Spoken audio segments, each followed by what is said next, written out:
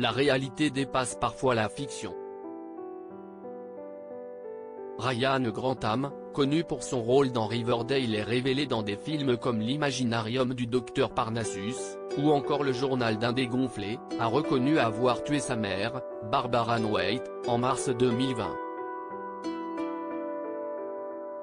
L'acteur canadien de 24 ans a plaidé coupable en mars dernier, reconnaissant avoir commis le meurtre au deuxième degré. Risquant la prison à perpétuité, le jeune homme a précisé qu'il avait encore de sombres desseins. D'après les informations de la chaîne CBC reprises par People ce 15 juin, le suspect envisageait d'assassiner Justin Trudeau, le Premier ministre canadien. Un plan à peine croyable que Ryan Grantham a confié dans un plaidoyer examiné par le service des poursuites de la Colombie-Britannique, qui détermine la peine encourue par l'accusé. Le service indique que pour un meurtre au deuxième degré, la liberté conditionnelle ne sera possible qu'après 10 ans d'incarcération minimum, une période qui peut aller jusqu'à 25 ans. Une lourde peine, approuvée par ses proches, qui pourrait bien être prononcée, compte tenu des faits glaçants rapportés par CBC. Selon le média, Ryan Grantham avait prémédité le meurtre, qu'il avait répété.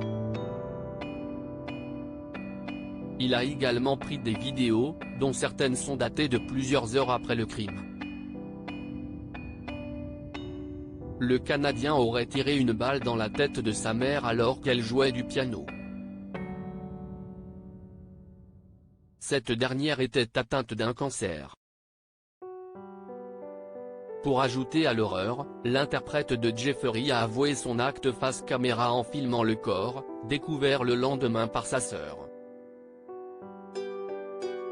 Ryan Grantham armé pour un attentat contre Justin Trudeau. Le drame aurait pu continuer.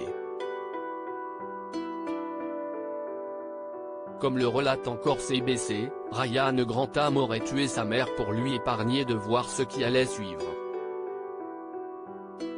Une justification avancée par la procureure Michaela Donnelly, qui s'appuie sur 2 rapports psychiatriques, lesquels font état d'une dépression récente du jeune acteur, et de son envie de commettre des actes de violence.